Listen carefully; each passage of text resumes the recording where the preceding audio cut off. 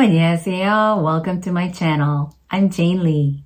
오픽이 무엇을 의미하는지 함께 보실게요.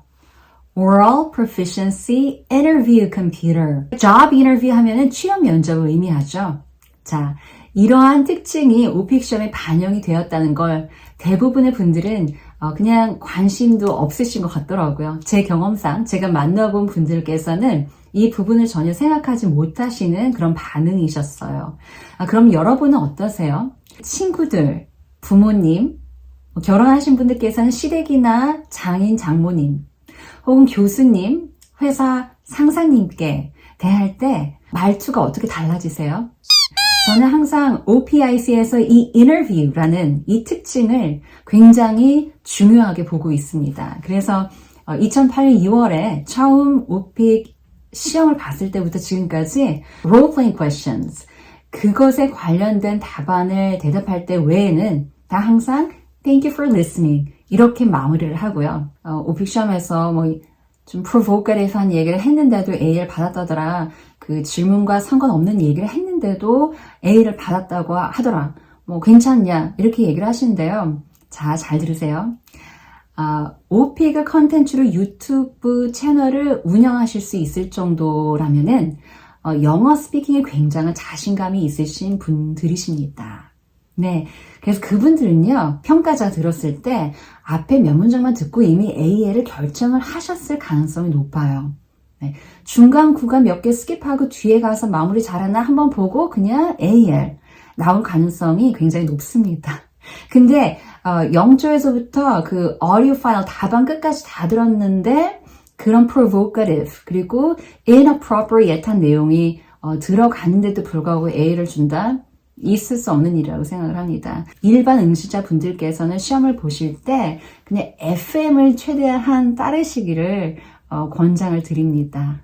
면접이라는 특징을 다시 한번 기억을 하시면은 면접관들이 어떤 분은 질문을 많이 해서 이 사람에 대해서 더 알아내야 될 것 같고요. 어떤 분들은 질문을 몇 개, 한 두세 개만 하고서도 벌써 이 사람이랑 같이 일하고 싶어 하는 일이 있을 수가 있거든요. 엑필에서 발행하는 오픽에 관련된 가이드라인을 또 자세히 보면 do not rehearse라는 말이 나옵니다.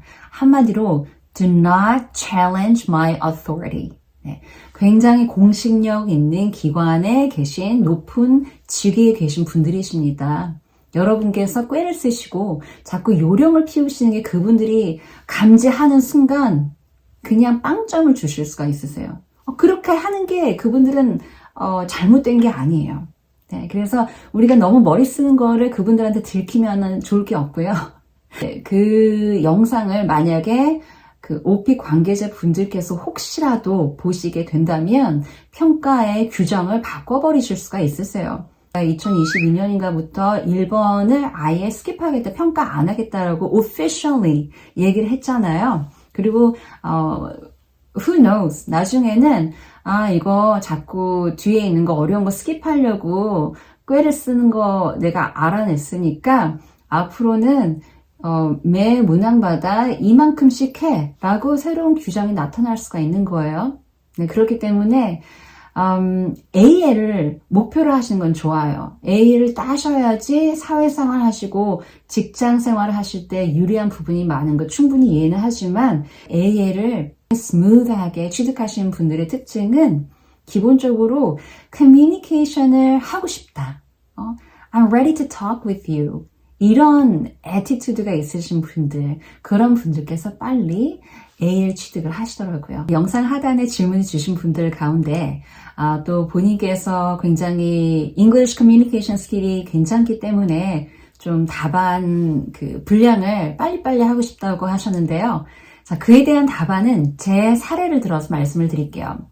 제가 2007년 7월부터 12월까지 K본부의 국제부 영상 번역 작가로 일을 하고 마지막 12월 마지막 주 금요일인가에 그 그룹 사람들이랑 같이 회식을 했어요.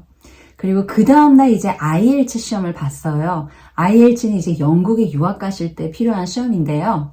제가 영국에서 이제 journalism 공부를 했거든요. 그래서 반드시 이제 7.0이라는 그 average score이 나왔어야 되는데 다행히 나왔어요. 그 다음날 이제 시험이니까 술을 안 마시고 싶었으나 그 당시만 해도 술을 안 마시면 이제 분위기가 싸해지는 그런 시대였거든요. 그 다음날 시험장에 갔는데 이제 오후가 돼서 스피킹 시험을 보는데 I was feeling drowsy. I felt so tired. 그래서 대충 시험을 봤어요. 왜냐? 스피킹에 굉장히 자신감이 있었기 때문이에요.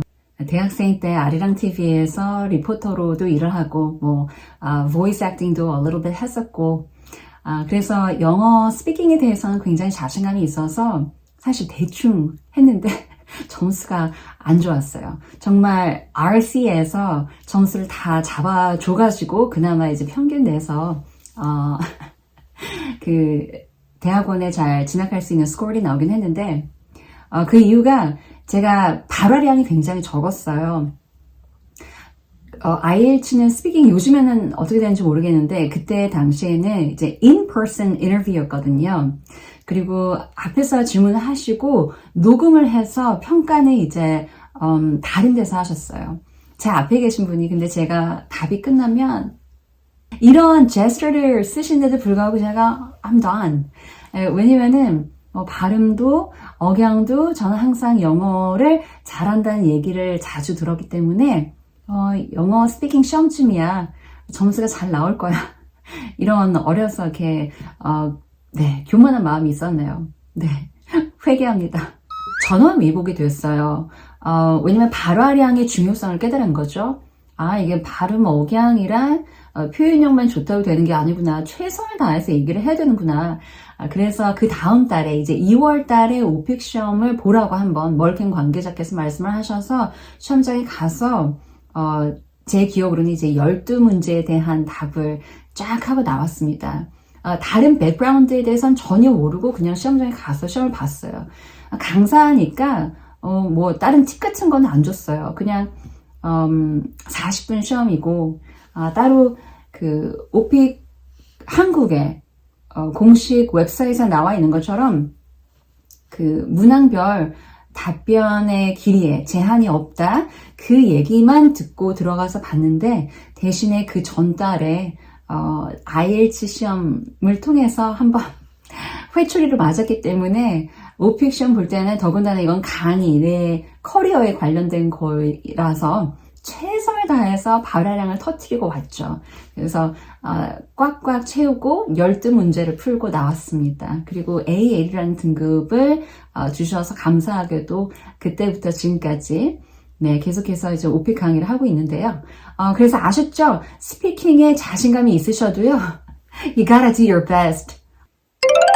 오픽 시험을 보실 때 social skills도 어느 정도 중요하다고 저는 봅니다. 제 지인들 중에서 오픽 강사가 되고 싶어서 저에게 자문을 건 친구가 있으세요.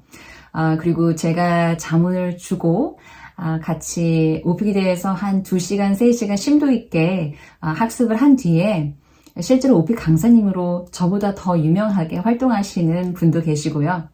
또 그러한 분이 되실 수 있도록 제가 다른 분께도 이렇게 말씀을 드렸는데 그분께서는 IELTS만 2번을 받으시더라고요. 근데 이 두 분 다 영어를 굉장히 잘하시거든요.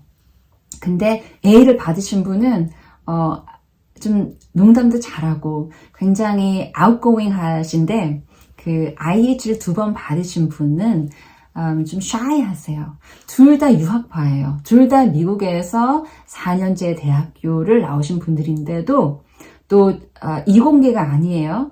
문과 쪽인데도 불구하고 사회계열 이런 쪽인데도 불구하고 한 분은 A를 받으시고 다른 한 분은 IELTS를 2번을 받으셔서 이게 단순히 그 영어 vocabulary expressions만 많이 갖고 계신다고 logical thinking 하실 수 있다고 해서 A를 받으시는 건 아닙니다. 제가 얼핏 유튜브 이제 썸네일에서 어떤 분께서 그 20몇 분만 했는데도 A를 나왔어요. 이걸 봤어요. 근데 당연히 있을 수 있는 일이에요. 저도 그런 적이 있었기 때문입니다. 그러나 그 정도 스피킹을 하시는 분이라면 속도감이 굉장히 있으실 거예요. 근데 대부분의 응시자분들, 제가 만나는 학습자 중에서 A를 받으신 분들은 속도감이 저보다 느리세요. 또 이제 제 영상 하단에 남겨주신 질문 가운데 관계대명사를 많이 쓰면 오픽 성적에 도움이 되느냐 질문 주셨는데 제 영상, 이번 영상 하단에 이제 엑셀 가이드라인을 링크를 걸어드렸어요. 한번 그 번역기로 돌리셔서 보세요. 저는 번역해서 올리면 이제 저작권 침해이기 때문에 그렇게는 해드릴 수가 없고, 요즘에 뭐 워낙에 AI와 뭐 구글 트랜스레이터 많이 발달이 돼 있잖아요. 그래서 번역을 해서 한번 보세요. 그 관계대명사에 대한 내용은 제가 못 봤거든요. 그리고 저는 의식적으로 관계대명사를 사용하지는 않고, 다만 오픽 공식 웹사이트 한국어로 되어 있는 거를 보시면 형용사 사용을 많이 하시는 게 좋다고 나와 있어요. 그리고 it totally makes sense. 왜냐하면 adjectives, adverbs를 많이 사용하심으로써 you're telling the OPIC readers that you can be very descriptive by using a variety of English words. 이제 마지막 질문은 바로 저한테 그 난이도 재조정하기 전에 1에서 7번까지만 풀고 그걸로 40분을 꽉 채워도 되느냐, 이 질문에 대한 답변인데요. 뭐 저는 그렇게는 해본 적은 없습니다. 근데 그 멀캠 공식 웹사이트에 나와 있는 내용으로 봐서는 문항별로 그 답변에 시간 제한이 없기 때문에 그렇게 하실 때에도 굉장히 플루엔트하게 답안을 구성하실 수 있으면 AL이 나와야 되는데요. 저는 그렇게는 해본 적이 없고, 글쎄요. 한번 뭐 나중에 기회가 되면 트라이 해볼 수도 있는데, 저는 그 어려운 질문을 스킵하기 위해서 막 앞에서 답을 오랫동안 하는 스타일은 아니에요. 근데 이제 학습자 분들을 위해서 어느 정도는 저도 이게 실험적으로 시험을 보기도 하죠. 그리고 정기적으로 어떤 그 시험의 방향 같은 거, 이런 거에 대한 도움을 드리고자 시험은 정기적으로 보긴 합니다. 나중에 기회가 되면은 제가 뭐 난이도 재조정하기 전까지만 답변을 40분을 채워보도록 노력은 해볼게요. 근데 저는 사실 뭐 한 가지 어떤 specific topic, 예를 들어서 뭐 weather에 대해서 5분씩을 얘기할 수 있는 사람은 아니에요. 답안을 미리 원고를 만들어 놓으면 할 수도 있겠죠. 근데 그렇게 학습하시는 게 과연 더 쉬운지는 모르겠어요. 여러분께서 만약에 영어 스피킹을 공부하시는 이유가 글로벌 리더이 되고 싶거나 I want to talk to you in English 이러한 마인드시라면은 영어를 공부하시다 보면 AL이 나오실 거예요. 근데 AL을 받기 위해서 영어 스피킹을 학습을 하시면 그 과정이 굉장히 좀 스트레스풀하고 또 boring 할 수가 있어요. 네, 여러분, 오늘 이 영상을 통해서 오픽이 인터뷰 형식을 따고 있는 시험이라는 것을 다시 한번 리마인드 해드렸고요. 이게 인터뷰라는 것을 인지하시는 순간, 앞으로는 오픽 시험 볼 때 tone and manner이 어떻게 되어야겠다, 이런 생각을 하실 것 같아요. 제 채널을 방문해 주셔서 thank you so very much. 그리고 이제 황금 연휴가 시작이 되는데요. Have a great holiday, okay? Have fun, enjoy your time with your family, and God bless you all. Bye bye.